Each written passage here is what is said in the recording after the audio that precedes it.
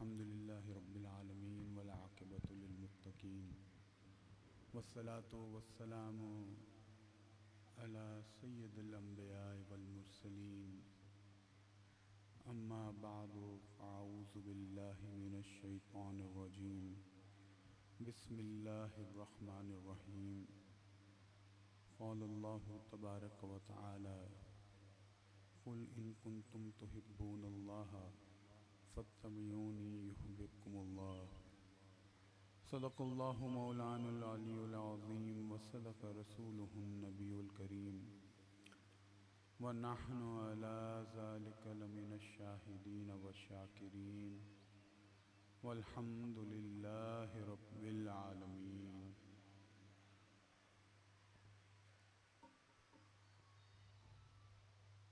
हज़रात मोहतरम में सजादा नशीन आस्ताना आलिया महल शरीफ हज़रत साहबजादा ख्वाजा सुलेमान कमर साहब कादरी दामद बरकातुहुल आलिया का तहे दिल से शुक्रगुजार हूँ कि इस खूबसूरत इस पुरौनक कॉन्फ्रेंस में महफिल उर्स में मुझे शिरकत का मौका दिया। वैसे तो हर साल मेरे वालिद गिरामी साहबजादा सैयद हामिद सईद काज़मी साहब दामद बरकातुहुल आलिया वो हाज़िरी देते हैं। इस साल चूँकि बरतानिया के तबलीगी दौरे पर हैं, इस वजह से यूँ कहिए कि ये लॉटरी मेरी निकल आई और ये सआदत अल्हम्दुलिल्लाह मेरे हिस्से में आ गई। अल्लाह रब्बुल इज़्ज़त हम सब की हाज़िरी को कबूल फरमाए। दोस्तों, ये जो हम अल्लाह वालों के नाम की महफिल सजाते हैं, चाहे वो किसी बुज़ुर्ग का उर्स हो, चाहे जैसे इस महीने में हम 11वीं शरीफ का एहतमाम करते हैं, तो क्या ये महफिल सजाने से हमें कोई फ़ायदा भी होता है या एवं फजूल में हम अपना वक्त ज़ाया करते रहते हैं? तो देखिए, एक बात तो ये है कि हम ये महफिल सजाकर और इनमें हाजिरी देकर इन हस्तियों से, अल्लाह के इन वलियों से अपनी मोहब्बत का सबूत देते हैं। ये हमारी मोहब्बत का एक इजहार करने का अंदाज है कि उनकी नाम की महफिल सजाते भी हैं, उनमें हाजिर भी होते हैं।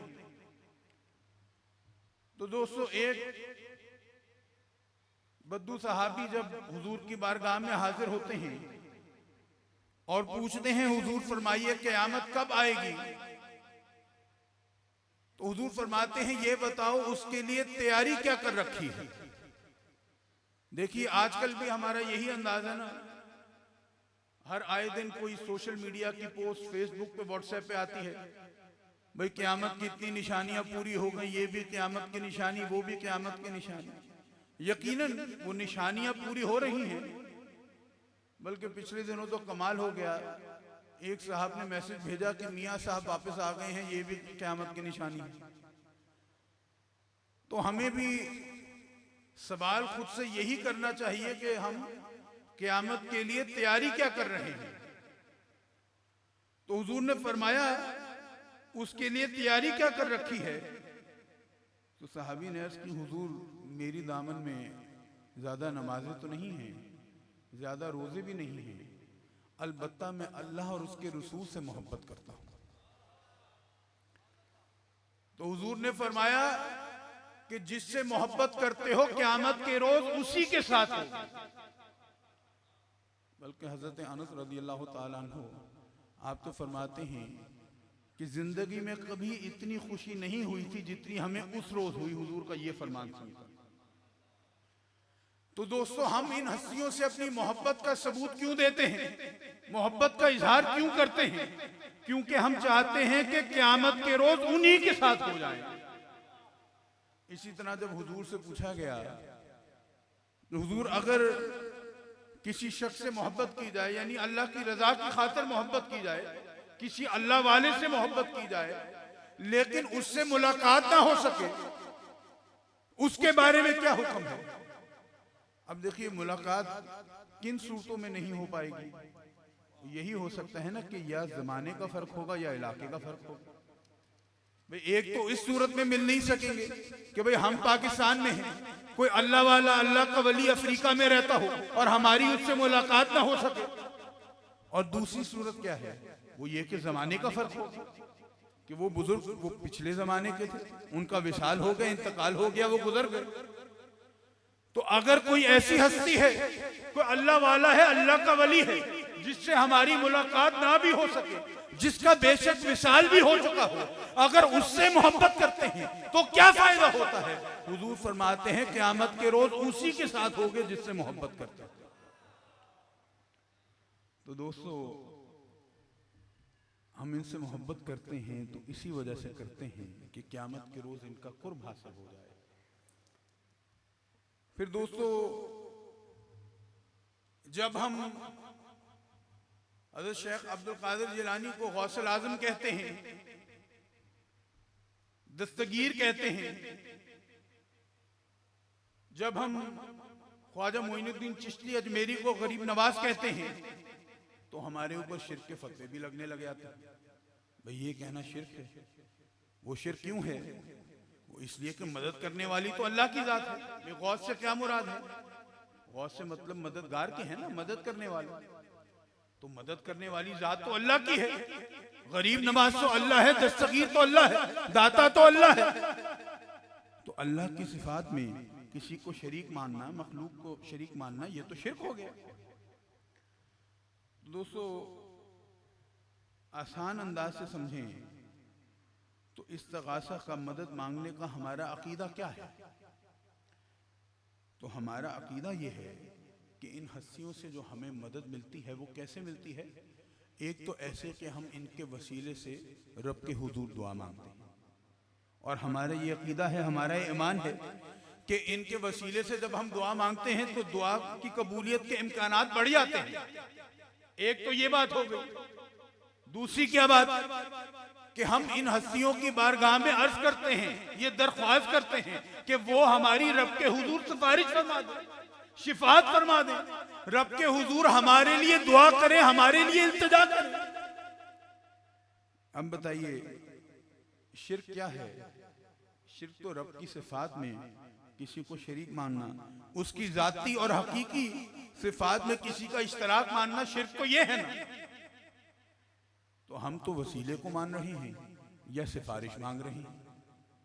भाई अगर कोई वसीले को नहीं भी मानता, कोई बादल वफात वसीले का कायल नहीं है, कोई ये समझता है कि ये अल्लाह वाले हमारी बात नहीं सुन सकते, ये हमारी सिफारिश नहीं कर सकते, ये रब के हुजूर हमारे हक में दुआ नहीं कर सकते, अगर कोई इसको ना भी माने तो ज्यादा से ज्यादा एतराज क्या होना चाहिए? भाई ज्यादा से ज्यादा कोई ये कह दीजिए आप बिदअत कर रहे हैं। भाई ज्यादा से ज्यादा कोई ये कह दे कि ये तो लाहासिल अमल है, बेकार अमल है। भाई अल्लाह वाला वो बंदा वो कब्र में सो रहा है, आपकी सुन नहीं सकता, और आप बेवकूफों की तरह, मजनूनों की तरह, पागलों की तरह आप जनाब उसको कहते फिरते हैं कि हमारी सिफारिश कर दे। तो भाई ज्यादा से ज्यादा एतराज यही होगा ना कि लाहासिल अमल है, बेकार अमल है, फायदा कोई नहीं होता। इसमें शिर्क कहां से आ गया दरमियान में? भाई हम इन बुजुर्गों के वसीले से मांगते हैं, तो क्या अल्लाह के वसीले से मांगा जा सकता है? अल्लाह पे तो तवक्कुल है, तवस्सुल तो नहीं है। वसीले से अल्लाह तक पहुंचा जाता है, अल्लाह के वसीले से तो नहीं मांगा जा सकता ना, क्योंकि मांगा तो अल्लाह से जाता है। इसी तरह हम इन बुजुर्गों को अगर सिफारिश की अर्ज करते हैं तो बताइए कि अल्लाह सिफारिश फरमाता है? उसने तो सिफारिश नहीं फरमानी, उसने तो दुआ नहीं करनी, दुआ तो उसके हुजूर होती है, सिफारिश तो उसकी बारगाह में होती है। तो दोस्तों हम तो मानते हैं या वसीले को या सिफारिश को, दुआ को मानते हैं। तो यहां पर शिर्क का कहां से लेना देना आ गया? शिर्क का तो इस मामले से कोई ताल्लुक ही नहीं। अब देखिए जहां तक बात यह है, अब वसीले की बात है, सिफारिश या शिफात की बात है, तो मैं इसमें ज़्यादा गहराई में नहीं जाऊंगा, ये मौका नहीं है, उलमा सारा मसला समझते हैं। लेकिन अगर आसान तरीके से बात को समझने की कोशिश करें तो देखिए, ये वसीले का निजाम ये हम सुन्नियों ने, बरेलियों ने नहीं घड़ लिया है, ये कोई हमने नहीं बनाया। ये निजाम अल्लाह रब्बुल इज्जत ने हमारे लिए खुद पसंद फरमाया है। भाई हमें तख्लीक क्यों फरमाया कि उसकी इबादत करें, उसकी मारिफत हासिल करें। हमारा मकसद तख्लीक यही है ना। अच्छा, अब अल्लाह रब्बुल इज्जत ये चाहता है कि उसकी इबादत करें, उससे बंदगी का नाता जोड़ें, उसके लिए हिदायत का मिलना जरूरी है। हिदायत मिलेगी तो उसकी इबादत करेंगे। तो बताइए, क्या वो हम सबको डायरेक्ट हिदायत नहीं दे सकता था? उसके लिए मुश्किल तो नहीं था ना, चाहता तो दे भी सकता था। भाई ऐसा तो नहीं था ना कि नाउजुबिल्लाह माज़ल्लाह उसके पास कोई वसाइल की कमी थी कि भाई अभी अर्श भी बनाया, अभी जन्नत जहन्नुम, सातों आसमान बनाए, जमीन बनाई, इतने फरिश्ते, इतने जिन, अब इंसान को बनाना है। मकसद तख्लीक क्या है? मेरी इबादत करे, इबादत करे। उसके लिए क्या चाहिए? उसके लिए इनको हिदायत देनी है। अब वसाइल की कमी पड़ गई है, हर एक को डायरेक्ट हिदायत नहीं दे सकता। चलो कोई बात नहीं, अपनी नबी भेज दूंगा, वो उनको मेरा पैगाम पहुंचा देंगे। ऐसा तो नहीं है ना। वो चाहता तो हम सबको डायरेक्ट हिदायत दे सकता था। देखिए, मिसाल के तौर पर हम सबके पास स्मार्टफोन होता है ना, हम सबकी जेब में स्मार्टफोन है। अगर हम चाहें तो चंद सेकंड के अंदर, चंद मिनट के अंदर पूरा कुरान मजीद अपने फोन में डाउनलोड कर लेते हैं और उसमें कुरान मजीद भी आ जाता है, उसका तर्जुमा भी आ जाता है, तफसीर भी आ जाती है। फिर चंद सेकंड में अगर हम लैंग्वेज डाउनलोड कर लें तो चंद मिनट में, चंद सेकंड में हमारा मोबाइल वो अरबी बोलना शुरू कर देता है, समझना शुरू कर देता है। तो दोस्तों, अगर हम इंसान होकर ऐसी टेक्नोलॉजी बना सकते हैं कि चंद मिनट के अंदर, चंद सेकंड के अंदर पूरे का पूरा कुरान मजीद वो तर्जमे के साथ, तफसीर के साथ हमारे मोबाइल फोन में डाउनलोड हो जाता है, तो क्या अल्लाह रब्बुल इज्जत चाहता हम सबके जहनों में, हम सब पे कुरान मजीद डाउनलोड नहीं कर सकता था? क्या हम सबको बराह रास्त हिदायत नहीं दे सकता था? क्या आसमान पर अपनी आयातें नहीं लिख सकता था? भाई जो भी आसमान की तरफ देखता ईमान ले आता। लेकिन दोस्तों, वो हमसे बराह रास्त बात नहीं करता, फरिश्ते के जरिए भी नहीं करता, पर्दे के पीछे से भी नहीं करता। वो बात करता है तो अपने नबियों से करता है, अपने रसूलों से करता है। तो दोस्तों, हमारे लिए ये वसीला, ये अंदाज, ये अल्लाह रब्बुल इज्जत ने खुद पसंद फरमाया है। देखिए, वो कादिर मुतलक है ना, वो जो चाहता है सो करता है। वो चाहता हमें डायरेक्ट हिदायत दे सकता था। हमारा खालिक है, हमारा मालिक है, हमारा रब है, वो हम तक डायरेक्ट आ सकता था, लेकिन उसने ये पसंद नहीं फरमाया। और हम जो कि आजिज हैं, हम मजबूर हैं, हम मखलूक हैं, हम उससे डायरेक्ट जाने की बातें करें। देखिए, अल्लाह रब्बुल इज्जत ने कुरान मजीद में इरशाद फरमाया, कुल इन कुंतुम तुहिब्बूनल्लाह फत्तबिऊनी युहिब्बुकुमुल्लाह। ए हबीब, कह दीजिए, अगर तुम अल्लाह से मोहब्बत करते हो तो मेरी इत्तबा करो, मेरे ताबे हो जाओ, मेरी गुलामी इख्तियार कर लो, और फिर अल्लाह तुम्हें अपना महबूब बना लेगा। यानी कि अगर हम अल्लाह से मोहब्बत करते हैं और उसका महबूब बनना चाहते हैं तो क्या करें? हुजूर की गुलामी इख्तियार कर लें। अच्छा देखिए, जब भी किसी से मोहब्बत की जाती है तो दिल में क्या ख्वाहिश होती है? ख्वाहिश तो ये होती है ना, जिससे हम मोहब्बत करते हैं वो भी बदले में हमसे मोहब्बत करे, महबूब से मुहिब बन जाए। आरजू तो ये होती है ना, तमन्ना तो ये होती है। तो मोहब्बत हमने किससे की? अल्लाह से की। बदले में क्या चाहते हैं कि अल्लाह भी हमसे मोहब्बत कर ले। तो बुलाना चाहिए था तो अल्लाह को अपने दर पे बुलाना चाहिए था ना। फरमाता, मेरी इत्तबा करो, मेरी इताअत करो। मोहब्बत अल्लाह से की है, बदले में उसका महबूब बनना चाहते हैं और वो अपने हबीब के दर पे भेज देता है। मौला, ये क्या माजरा है? भाई बुलाना है तो अपनी तरफ बुलाना, तू अपने हबीब की तरफ भेज देता है। तो देखिए, मसनवी में मौलाना रूम लिखते हैं, इस मिसाल के जरिए बात को समझिए। एक शख्स जो कि बहरा था, वो किसी से मोहब्बत कर बैठता है। अब किसी से मोहब्बत कर बैठता है, उसका दोस्त बनना चाहता है, उसके पीछे पीछे चलता रहता है। अब बहरे का दोस्त उससे तंग है, कि जाहिर है कि बहरा है, सुनाई देता नहीं, बोलता भी ऊंचा है, तो जब तक किसी से बातचीत नहीं होगी, कलाम नहीं होगा, तो दोस्ती तो आगे नहीं चलेगी। एक दिन बहरे का दोस्त बीमार पड़ जाता है। बहरे को ख्याल आता है कि भाई मेरा दोस्त बीमार है, उसकी तीमारदारी करनी चाहिए, मिजाज कुर्सी करनी चाहिए। मैं जाऊंगा, उससे मिलूंगा, वो देखेगा कि मेरा यार आया है, मेरा दोस्त आया है, तो मुझे देखकर उसको खुशी महसूस होगी, अपनी तकलीफ भी भूल जाएगा। अब नीयत तो बहरे की बड़ी अच्छी है, दोस्त को राजी करना चाहता है, खुश करना चाहता है, लेकिन मसला ये है कि बहरा है, सुनाई देता नहीं, अब बात कैसे करेगा? तो क्या करता है, मुकालमा खुद ही तैयार कर लेता है। ये बात करूंगा, आगे से ये जवाब मिलेगा। भाई जाऊंगा, पहले सलाम करूंगा, तो सलाम का जवाब मिल जाएगा। फिर पूछूंगा, हाँ भाई ये बताओ तबीयत कैसी है? तो अगले ने क्या कहना है? यही कहेगा अल्हम्दुलिल्लाह बेहतर है। मैं कहूंगा अल्हम्दुलिल्लाह, अल्लाह का शुक्र है। फिर पूछूंगा, हाँ भाई ये बताओ दवा कौन सी ले रहे हो? तो उसने क्या कहना है? किसी दवा का नाम लेगा। मैं कहूंगा अल्हम्दुलिल्लाह, अल्लाह तुम्हें शिफा दे। फिर मैं पूछूंगा, हाँ भाई किस डॉक्टर के पास, किस तबीब के पास जा रहे हो? तो अगले ने क्या कहना है? किसी मशहूर डॉक्टर का, तबीब का, हकीम का नाम लेगा, और क्या करेगा। अब बहरा तो पूरी तैयारी करके पहुंच जाता है, नीयत भी नेक है, दोस्त को राजी करना चाहता है, खुश करना चाहता है, लेकिन मसला क्या है? मसला यह है कि किसी से मशवरा नहीं करता, कोई रास्ता दिखाने वाला नहीं है, किसी का दामन नहीं थामता, किसी को पीर नहीं बनाता, खुद अपनी अकल से फैसला करके पहुंच जाता है। अब वहां पहुंचता है, घर वाले बताते हैं तुम्हारा बहरा दोस्त आया है। अब उसका मूड वहीं पे खराब हो जाता है, यार पहले तबीयत खराब है, ऊपर से नई बीमारी आ गई। अच्छा अब आ ही गया है, आने दो। अब बहरा उसको सुनाई तो देता नहीं, तैयारी तो पूरी करके रखी है।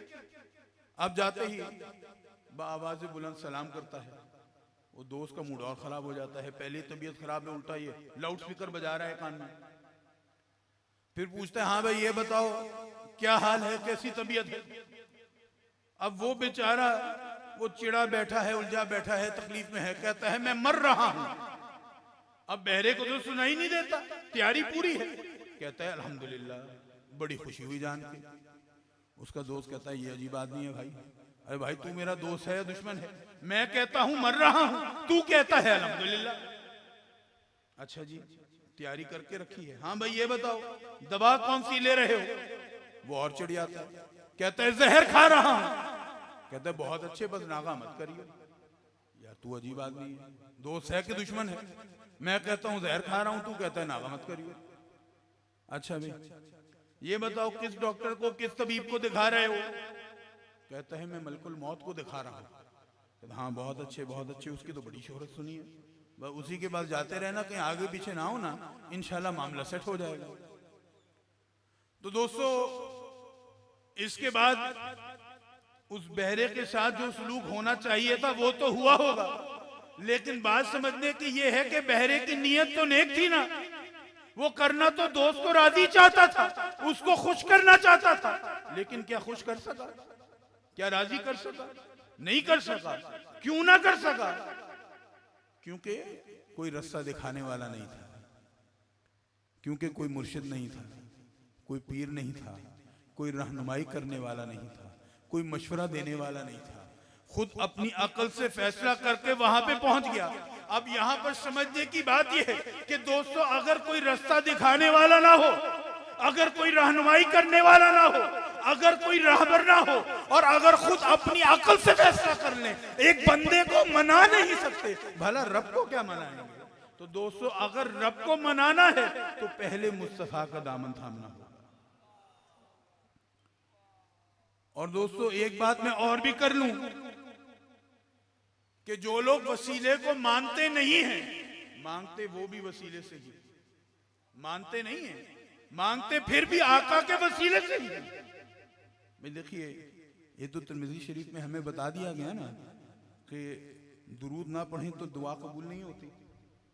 हुजूर ने जब देखा एक सहाबी को कि उन्होंने नमाज के बाद दुआ मांगी, दुरूद नहीं पढ़ा, तो हुजूर ने वापस बुलाया और तमाम असहाब को तलकीन फरमाई कि देखो जब नमाज पढ़ो तो उसके बाद सबसे पहले अल्लाह की बुजुर्गी बयान करो, उसकी तस्बीह करो, जैसे हम आयतुल कुर्सी पढ़ते हैं या बाकी तस्बीहात हैं। उसके बाद मेरे ऊपर दुरूद भेजो, फिर जो दुआ मांगोगे कबूल हो जाएगी। अब बताइए दुरूद किसे कहते हैं? हम अल्लाह से उसके हबीब के लिए, अपने आका करीम के लिए रहमत मांगते हैं, इसी को दुरूद कहते हैं ना। तो गोया हमें हुक्म क्या हो रहा है? हुक्म ये हो रहा है कि ऐ मेरे बंदो, तुम अपने लिए तो मांगोगे, अपने घर वालों के लिए भी मांगोगे, बच्चों के लिए भी मांगोगे, दोस्तों के लिए भी मांगोगे, कभी माल मांगोगे, कभी सेहत मांगोगे, कभी औलाद मांगोगे, कभी इज्जत मांगोगे, कभी ओहदा इख्तियार मांगोगे, इख्तियार मांगोगे। जो मांगना है बाद में मांगना, अगर मांगना है तो पहले मुझसे मेरे हबीब के लिए रहमत मांगो। तो दोस्तों, दुआ कबूल होती है जब दुरूद का वसीला होता है। तो दुरूद का वसीला भी तो हुजूर का ही वसीला हुआ। तो दोस्तों, वसीला जो हुजूर का नहीं भी मांगते तो हुजूर के ही वसीले से है ना। अच्छा, फिर कहते हैं हुजूर की हयात में तो उनके वसीले से, उनकी जिंदगी में जब तक वो हमारे दरमियान मौजूद थे, उनके वसीले से मांगा जा सकता था। लेकिन आज उनका विसाल हो गया है, तो आज तो उनके वसीले से नहीं मांगा जा सकता। अब इसमें मैं ज्यादा लंबी चौड़ी बात नहीं करता। एक दलील जो ये पेश करते हैं कि हजरत उमर के दौर में एक कहत आता है, और शदीद कहत आता है, सारी उम्मत बड़ी परेशान है। तो हजरत बिलाल मुज़नी रज़ियल्लाहु ताला अन्हु, एक सहाबी रसूल, वो हुजूर के रोज़े पे हाजिरी देते हैं, अपना मुकदमा पेश करते हैं। हुजूर, आपकी उम्मत पे मुश्किल वक्त आया है, आंखों से आंसू जारी होते हैं, वहीं आपको ऊँग आ जाती है, आंख लग जाती है, और ख्वाब में हुजूर तशरीफ ले आते हैं और फरमाते हैं कि उमर को मेरा पैगाम देना है कि तुम्हें इस हाल में तो नहीं छोड़ के आए थे। तो जब ये पैगाम हजरत उमर तक पहुंचता है तो बात समझ जाते हैं। क्या करते हैं? लोगों को एक मैदान में जमा करते हैं, इकट्ठा करते हैं, और हुजूर के चचा हजरत अब्बास रज़ियल्लाहु ताला अन्हु आपके वसीले से दुआ मांगते हैं। और दुआ क्या मांगते हैं कि मौला, तेरा नबी जब हमारे दरमियान मौजूद था तो उसके वसीले से हम दुआ मांगा करते थे, तो बारिश बरसा दिया करता था। आज वो हमारे दरमियान मौजूद नहीं है, ये उनके अजीज हैं, ये उनके चचा हैं, इनके वसीले से हमारी मुश्किल दूर फरमा दे, बारिश बरसा दे, इनके वसीले से आपसे मांगते हैं। अब देखिए, ये कहते हैं कि बात तो कितनी वाज़ेह हो गई भाई, जब तेरा नबी वो हमारे दरमियान मौजूद था तो उसके वसीले से मांगा करते थे, आज वो हमारे दरमियान नहीं मौजूद तो उनके चचा के वसीले से मांग रहे हैं। इसका मतलब ये है कि जो जिंदा हो उसके वसीले से तो मांगा जा सकता है, लेकिन जिसका विसाल हो जाए, जिसका इंतकाल हो जाए, अल्लाह के नबी ही क्यों ना हो, उनके वसीले से मांगना ये जायज नहीं है। तो देखिए, पहले तो ये बात समझ लीजिए कि वसीला किसे कहते हैं। कहीं तक पहुंचने का जो जरिया बनता है, रास्ता बनता है, उसको वसीला कहते हैं। भाई, हम मिनिस्टर साहब से, वजीर साहब से मिलना चाह रहे थे, उनके स्टाफ ऑफिसर ने, मुंशी ने मुलाकात करवा दी, तो वसीला क्या कौन बना? वो मुंशी, वो स्टाफ ऑफिसर वसीला बन गया। तो कहीं तक पहुंचने का जरिया जो होता है, रास्ता होता है, उसको वसीला कहा जाता है। अब जरा 2 मिनट सोचिए, गौर कीजिए कि जब ये कहत आया होगा, जब ये तबाही आई होगी, तो क्या, और जहन में रखिए उस वक्त जो मुसलमान थे वो हम जैसे मुसलमान नहीं थे, सहाबा की बात हो रही है, अहले बैत भी मौजूद हैं। तो वो जो हस्तियां थी, क्या उन्होंने रब की रहमत को जोश दिलाने का हर अंदाज इस्तेमाल न किया होगा? क्या नवाफिल ना अदा किया होगा? क्या सदके नहीं दिए होंगे? क्या इज्तिमाई दुआएं नहीं मांगी होंगी? क्या अपने सर को सजदे में रगड़ा नहीं होगा? गर्ज ये कि दुआएं मांगी होंगी, रब की रहमत को जोश दिलाने का हर अंदाज इस्तेमाल किया होगा ना। लेकिन मसला कब हल होता है? मसला तब हल होता है जब एक गुलाम, जब एक सहाबी रसूल हुजूर की बारगाह में, हुजूर के रोजे पे हाजिर होते हैं। मसला तब हल होता है जब एक गुलाम हुजूर की बारगाह में जाकर अपना मुकदमा पेश करता है और हुजूर ख्वाब में खुद तशरीफ लाते हैं और मसले का हल अता फरमाते हैं। तो दोस्तों, यहाँ पे वसीला तो बराह रास्त हुजूर ही बने हैं। मसला किसी और तरीके से तो हल नहीं हुआ ना। मसला तो तभी हल होता है ना जब एक सहाबी हुजूर की बारगाह में हाजिर होते हैं। हुजूर ही रहनुमाई फरमाते हैं। अच्छा, एक तो ये बात हो गई। अच्छा, फिर अगर ऐसी बात है हुजूर का ही वसीला है, तो फिर हमें ये क्यों कहा गया कि हुजूर के चचा के वसीले से क्यों फिर मांगी गई दुआ? देखिए, एक तो बात ये समझ लीजिए कि हजरत अब्बास हुजूर के चचा भी हैं, ज़ाहिर सहाबी रसूल भी हैं। उनकी क्या शान होगी, क्या मकाम होगा, उसका अंदाजा तो हम नहीं लगा सकते ना, उसका हिसाब तो नहीं लगा सकते। यकीनन बड़े मुत्तकी भी होंगे, बहुत परहेजगार भी होंगे, बहुत नेक भी होंगे, इबादत गुजार भी होंगे, ये सब कुछ होगा। लेकिन दुआ मांगते हुए ये तो नहीं क्या कहा गया मौला ये तेरा बंदा बड़ा मुत्तकी है, ये बड़ा परहेजगार है, मौला ये सारी सारी रात खुद को सजदों में दफन रखता है, ये सारा सारा दिन तेरे कलाम की तिलावत करता रहता है, बहुत ही नेक है, बहुत ही इबादत गुजार है, मौला इस नेक बंदे के वसीले से हमारी मुश्किल दूर फरमा दे। ये नहीं कहा गया, बल्कि क्या कहा गया, मौला ये तेरे हबीब के चचा हैं, उनके अजीज हैं, इनके वसीले से हमारी दुआ कबूल कर ले। तो बताइए निस्बत किसकी दी थी? निस्बत तो हुजूर की थी ना, तो वसीला भी तो हुजूर का हुआ ना। अच्छा, अगर हुजूर का ही वसीला था तो सीधा साधा हुजूर के वसीले से दुआ मांग लेते, फिर ये सब करने की जरूरत क्या थी? आपके चचा के वसीले से दुआ मांगने की क्या जरूरत थी? तो दोस्तों, यहाँ पे हुजूर ने हमारे लिए एक और उलझन भी सुलझा दी और गोया हमें ये बताया कि ऐ मेरे गुलामों, तुम मेरे वसीले से मांगोगे तब तो मिलेगा, जरूर मिलेगा, लेकिन वो जिनकी निस्बत मुझसे हो जाए, जिनका ताल्लुक मुझसे हो, जिनको मुझसे कुर्ब हासिल हो, जिनसे मुझे मोहब्बत हो, जो मेरे अहले बैत में से हो, अगर उनके वसीले से मांगोगे तब भी अता हो जाएगा। और देखिए, दूसरी जहां तक ये बात है, कब्र वाले हमारी बात सुनते हैं कि नहीं सुनते, हमारी सिफारिश कर सकते हैं कि नहीं कर सकते, हमारे हक में दुआ कर सकते हैं कि नहीं कर सकते, तो इसको बहुत आसान अंदाज से अगर समझें। अच्छा देखिए, एक तो ग़ज़वा बदर के मौके पर हुजूर ने जब कुफारे मक्का से, मुशरिकीन मक्का से जो कत्ल हो गए, उनसे कलाम फरमाया तो सहाबा भी हैरान हुए और अर्ज़ की कि हुजूर आप इनसे कलाम फरमा रहे हैं, बात कर रहे हैं, ये तो मर चुके हैं। तो हुजूर ने फरमाया ये सुनते हैं और तुमसे बेहतर सुनते हैं। ज़हन में रखिए, बात किनकी हो रही है? मुशरिकीन की बात हो रही है, कुफार की बात हो रही है, यहां पर औलिया अल्लाह की बात नहीं हो रही है। दोस्तों, मुशरिकीन तो सुन सकें और हमसे बेहतर सुन सकें और अल्लाह का वली ना सुन सके, ये कैसा मजाक हो गया? और ये तो हदीस में आया ना कि जब मैयत को दफना कर उसके अजीज जाते हैं तो कब्रिस्तान से जब वो रवाना हो रही हों, जा रही हों, तो उनके कदमों की चाप तक वो सुन सकता है। अब मुझे बताइए, आजकल तो कब्रिस्तान भी बहुत बड़े हो गए, दूसरा सिरा नजर नहीं आता अक्सर। अगर आप कब्रिस्तान के एक कोने में खड़े हैं, दूसरे कोने में कोई शख्स चलता हुआ जा रहा है, क्या आप उसके कदमों की चाप सुन सकते हैं? आप तो नहीं सुन सकते, लेकिन कब्र वाला सुन सकता है। इसका मतलब ये हुआ कि अल्लाह ने उसको ये कुदरत अता फरमा दी है। अच्छा, इसी तरह अस्सलामु अलैकुम या अहलल कबूर हम सब कहते हैं ना, सलाम करते हैं ना, ये तो सब कहते हैं, इसमें तो कोई इख्तिलाफ नहीं है, हर मसलक का बंदा मानता है। तो और हदीस शरीफ में आता है कि जब कोई शख्स अपने किसी जानने वाले की कब्र पर सलाम करता है तो वो उसको पहचानता भी है और जवाब भी देता है, और अगर उसको ना पहचानता हो तब भी खुश होता है और जवाब भी देता है। तो दोस्तों, यहां से पता ये चलता है कि जब कब्र वाले को सलाम करें, एक तो ये कि वो खुश होता है, राजी भी होता है और फिर जवाब भी देता है। अब ये सलाम क्या होता है?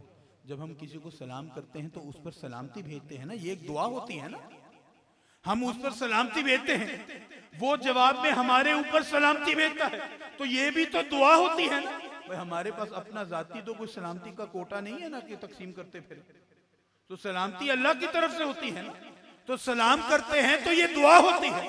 तो दोस्तों, जब कब्र वाले को सलाम करते हैं, वापसी में वो दुआ देता है, हम पर सलामती भेजता है, तो बताएं फायदा होता है कि नहीं होता? अब अगर हम अपने बाप की कब्र पे जाके सलाम करें, उससे तो सलामती मिले। और देखिए, सलामती वो औलाद की सलामती भी है, माल की भी, ईमान की, जान की सलामती भी है। अब अपने बाप की कब्र पे सलाम करने से फायदा हो, सलामती मिले, और गौस को सलाम करने से कोई फायदा ना हो, तो ये बताओ, ये मजाक ना हो गया? दोस्तों, बात ये है। अच्छा, यहां पर एक छोटी सी बात और अर्ज करता चलूं कि जब हुजूर को गौस कहा जाता है, अच्छा चलिए इसके ऊपर जो एतराज करते हैं उस बहस की तरफ नहीं जाते, वो करते हैं। चले, आप कहेंगे कि ठीक है, हम मान लेते हैं कि जी आप उनको मददगार कहते हैं, गौस कहते हैं, और आपकी इस्तिगासा का अकीदा ठीक है, या तबस्सुल का है, या शिफात और सिफारिश का है, इसको मान लेते हैं। लेकिन गौसुल आजम कहना, यानी सबसे बड़ा मददगार कहना, यह तो पक्का शिर्क हो गया, क्योंकि सबसे बड़ा मददगार वो तो अल्लाह है, सबसे बड़ा मदद करने वाला वो तो अल्लाह है। तो ये तो अलग शिर्क हो गया, ये तो सबसे बड़ा शिर्क हो गया। देखिए, हम हजरत उमर फारूक को फारूक आजम कहते हैं ना, तो फारूक आजम से क्या मतलब है? हक और बातिल में सबसे ज्यादा फर्क करने वाला। फारूक किसे कहते हैं? हक और बातिल में फर्क करने वाले को। तो फारूक आजम यानी कि हक और बातिल में सबसे ज्यादा फर्क करने वाला। तो मुझे बताइए कि हक और बातिल में सबसे ज्यादा फर्क करने वाला वो अल्लाह नहीं? फारूक आजम भी तो अल्लाह है, लेकिन हजरत उमर फारूक को कहते हैं और हम नहीं, तमाम मसलक के लोग कहते हैं, तब तो शिर्क नहीं होता। हम हजरत अबू बकर को सिद्दीक अकबर कहते हैं ना, तो सिद्दीक अकबर से क्या मानिए? सबसे बड़ा सच्चा। अब बताइए, सबसे बड़ा सच्चा कौन है? भाई सबसे बड़ा सच्चा तो अल्लाह है, लेकिन हजरत अबू बकर को कह देते हैं ना, तो शिर्क नहीं होता। तो बताइए, अगर उनको कहने से शिर्क नहीं होता, तो शेख अब्दुल कादिर जिलानी को गौसुल आजम कहने से शिर्क कैसे हो जाता है? और यहां पर एक और बात वो भी जहन में रखिए कि देखिए, ये जो टाइटल्स दिए जाते हैं, अलकाबात दिए जाते हैं औलिया अल्लाह को, ये उनके उन औसाफ की बुनियाद पर होते हैं जो बाकी उनके औसाफ पर गालिब आ जाए। उनका कोई ऐसा वस्फ जो बाकी औसाफ पर, उनकी कोई ऐसी क्वालिटी जो बाकी क्वालिटीज पे गालिब आ जाए, उसके मुताबिक इनको अलकाबात दे दिए जाते हैं।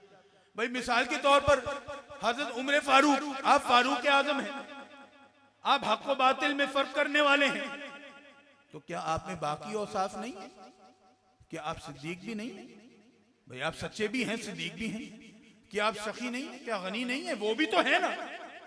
लेकिन और जो दीगर सहाबा हैं, बाकी लोग हैं, क्या वो हक व बातिल में फर्क नहीं करते थे? क्या बाकी सहाबा ने नहीं किया? क्या उन्होंने कुफर से मुकाबला नहीं किया? क्या काफिरों से उन्होंने जंग नहीं की तो उन्होंने भी थी, लेकिन जिस अंदाज से हजरत उमर ने मुकाबला किया कुफर का, जिस अंदाज से उन्होंने जंगें लड़ी हैं, जिस अंदाज से तकरीबन 44 मुल्क आपने फतह किए हैं, उस अंदाज से बाकी किसी ने नहीं किया। और आपका ये वस्फ आपके बाकी औसाफ पे चूंकि गालिब आया, तो आपको फारूक आजम कह दिया गया। इसी तरह हजरत अबू बकर, क्या आप भी फारूक नहीं है? क्या हक व बातिल में आप फर्क नहीं करते? क्या आप भी गनी नहीं है? क्या आप भी शकी नहीं है? आप भी हैं। लेकिन मिराज के मौके पर क्या होता है? तस्दीक तो बाकी सहाबा भी करते हैं, लेकिन जिस अंदाज से, जिन अल्फाज में, जिस तरह डटकर हजरत अबू बकर ने तस्दीक फरमाई, तो आपको सिद्दीक अकबर कह जाने लग गया। तो दोस्तों, जब ये टाइटल्स दिए जाते हैं तो मुकाबला होता है हम मनसबों में, साथ वालों में, यानी कि तमाम असहाब में फारूक आजम हजरत उमर है, तमाम असहाब में सिद्दीक अकबर हजरत अबू बकर है। वरना तो अगर मखलूक की बात करें तो फारूक आजम हुजूर को होना चाहिए, सिद्दीक अकबर हुजूर को होना चाहिए। बात होती है तो साथ वालों में होती है, हम मनसब में होती है। इसी तरह देखिए, हम कहते हैं ना, इमाम अबू हनीफा को इमाम आजम कहते हैं, इमाम आजम अबू हनीफा। अब कोई कहे कि इमाम आजम तो हुजूर है, तो हम क्या कहेंगे? हम कहेंगे आइमा फिक की बात हो रही है कि फिक के जितने इमाम हैं उनके इमाम हैं इमाम अबू हनीफा, यानी साथ वालों में बात होती है। तो जब हम कहते हैं हुजूर गौसुल आजम, तो इससे क्या मुराद होता है? इससे मुराद होता है कि जितने वली हैं, जितने गौस हैं, जितने मदद करने वाले हैं उन सब में हुजूर गौसुल आजम का ये वस्फ है, उनमें क्वालिटी है कि अल्लाह ने उनको सबसे ज्यादा मदद करने वाला बनाया है और उनके वसीले से सबसे ज्यादा लोगों की मदद फरमाई है। हज़रत मोहतरम, मुझे जो वक्त दिया गया था वो पूरा हो चुका है। एक हदीस आपकी खिदमत में अर्ज करके पेश करके इजाजत लूंगा। देखिए, आका करीम सहाबा के दरमियान बैठे हैं, तशरीफ फरमा हैं और गुजरी हुई उम्मतों के वाकयात बयान फरमा रहे हैं। तो हुजूर बयान फरमाते हैं कि एक शख्स था जो अपनी जिंदगी में 99 कत्ल किए बैठा था। अब जरा सोचिए, जिसने 99 कत्ल किए होंगे वो कितना जंगजू होगा, कितना खूंखार होगा, गुस्से का भी तेज होगा। 99 कत्ल किए बैठा है। तो अब ख्याल आता है कि भाई मौत किसी वक्त भी दरवाजे पर दस्तक दे सकती है, बुजुर्गी आ गई है, तो गुनाहों से तौबा करनी चाहिए, मगफिरत के लिए कोई रास्ता तलब करना चाहिए, तलाश करना चाहिए। तो अपनी बस्ती के एक आलिम दीन के पास पहुंचता है, पहुंच के पूछता है, हाँ जी ये मामला है, इतने कत्ल कर बैठा हूं, ये काम किए हैं, बताइए मेरे गुनाहों की बख्शिश कैसे होगी, मेरी तौबा की कबूलियत कैसे होगी। अब जब वो आलिम दीन वो ये बात सुनते हैं कि भाई ये शख्स 99 कत्ल किए बैठा है और ये तौबा की बातें कर रहा है, तो कहते हैं अरे तू जानता है कि एक इंसानी जान लेना ये कितना बड़ा जुर्म है, कितना बड़ा गुनाह है। तू 99 कत्ल किए बैठा है और बातें करता है तौबा की कबूलियत की, बातें तू बख्शिश की करता है, मगफिरत की करता है। अरे तेरी बख्शिश का कोई रास्ता नहीं है, तुझे तो जहन्नुम का ईंधन बनना चाहिए, तुझे तो बदतरीन अज़ाब में मुब्तला होना चाहिए। अब वो शख्स पहले गुस्से का तेज है, तैश में आता है, तलवार खींचता है, उस आलिम दीन का भी सर कलम कर देता है। अब जब गुस्सा ठंडा आता है, होश आता है, ये क्या कर बैठा, भाई मैं तो आया था गुनाह माफ कराऊंगा, ये तो एक और कत्ल कर बैठा, गोया सेंचुरी पूरी हो गई है। तो अब जब ये ख्याल आता है, अब दीवानावार परेशान मारा मारा फिरता है, हर एक को पूछता है, हाँ भाई बताओ मेरा क्या बनेगा, मेरी बख्शिश कैसे होगी। अब लोग भी डरते हैं कि भाई इसकी तो बैटरी शॉर्ट है, सर्किट शॉर्ट है, किसी वक्त हमारा ही सर ना मारा जाए। तो लोग उसको बताते हैं, अच्छा काम करो, वो एक बस्ती है, वो अल्लाह वालों की बस्ती है, अल्लाह के वली बस्ते हैं, अल्लाह के चाहने वाले रहते हैं, एक काम करो वहां चले जाओ, यकीनन कोई अल्लाह वाला तुम्हारे लिए कोई रास्ता निकाल देगा, तुम्हारी मदद कर देगा। अब वो शख्स रवाना होता है अपनी बस्ती से अल्लाह वालों की बस्ती की तरफ। रास्ते में क्या होता है, इजराइल आ जाते हैं। अब मौत का वक्त आ गया है। पहले तो हो सकता है उसको ख्याल आए कि इजराइल से मुकाबला करूं, लेकिन वहां तो कोई मुकाबला नहीं हो सकता। तो कहता है कि चलें एक काम करें, वैसे मौत से तो मुझे डर नहीं लगता, नहीं 100 कत्ल तो खुद किए बैठा हूं, मौत को तो बहुत करीब से देख चुका हूं, बस इतनी मोहलत दे दीजिए कि अल्लाह वालों की बस्ती तक पहुंच जाऊं, तो शायद आगे के मनाजिल मेरे लिए आसान हो जाए। तो उसको बताया जाता है, भाईजान ऐसे तो नहीं होगा, जितनी मोहलत मिलनी थी मिल गई, अब तो वक्त आ गया है, अब तो जाना होगा। अब क्या करता, तो क्या करता है, वो जाते जाते अपना सीना, अपनी छाती वो अल्लाह वालों की बस्ती की तरफ बढ़ाता है और उसी वक्त उसकी रूह कब्ज हो जाती है, मौत हो जाती है। अब मर गया, फरिश्ते आ जाते हैं, एक तरफ तो अजाब के फरिश्ते आ जाते हैं, दूसरी तरफ रहमत के फरिश्ते आ जाते हैं। अब अजाब के फरिश्ते कहते हैं, भाई इसका मुकदमा तो बड़ा सीधा साधा है, भाई 100 कत्ल किए बैठा है, हमारे हवाले करो, जो बंदोबस्त करना होगा हम करेंगे। रहमत के फरिश्ते कहते हैं, भले 100 कत्ल किए, निकला तो अल्लाह की रहमत की तलाश में था, ये तो अल्लाह की रहमत का हकदार होगा। अब ये झगड़ा पड़ जाता है, बहस छिड़ जाती है, फैसला हो नहीं पाता, तो मुकदमा चला जाता है रब की बारगाह में, अल्लाह की अदालत में। तो अल्लाह रब्बुल इज्जत फैसला क्या फरमाता है, फैसला फरमाता है कि इसका ना फासला नापा जाए। देखिए, अपनी बस्ती से निकला था, अल्लाह वालों की बस्ती की तरफ जा रहा था, दरमियान में किसी मकाम पर मर जाता है, तो अल्लाह रब्बुल इज्जत फैसला फरमाता है इसका फासला नापा जाए। अगर ये अपनी बस्ती से करीब था, अल्लाह वालों की बस्ती से दूर था, तो इसको अजाब के फरिश्ते ले जाए, और अगर अल्लाह वालों की बस्ती के करीब, अपनी बस्ती से दूर, तो इसको रहमत के फरिश्ते ले जाएंगे। तो फिर अल्लाह रब्बुल इज्जत क्या करता है, जमीन को हुक्म फरमाता है, जमीन के उस हिस्से को जो उसकी बस्ती और उसके दरमियान है, उसको हुक्म फरमाता है कि तू फैल जा, ताकि उसका फासला उसकी बस्ती से बढ़ जाए, ज्यादा हो जाए। जमीन का वो हिस्सा जो उसकी और अल्लाह वालों की बस्ती के दरमियान है, उसको हुक्म फरमाता है कि तू सुकड़ जा, ताकि उसका फासला अल्लाह वालों की बस्ती से कम हो जाए। फिर जब फासला नापा जाता है तो अल्लाह वालों की बस्ती से करीब पाया जाता है। और कितने फर्क से वो मरने से पहले सीना आगे को बढ़ाया था ना, कितना होगा वो?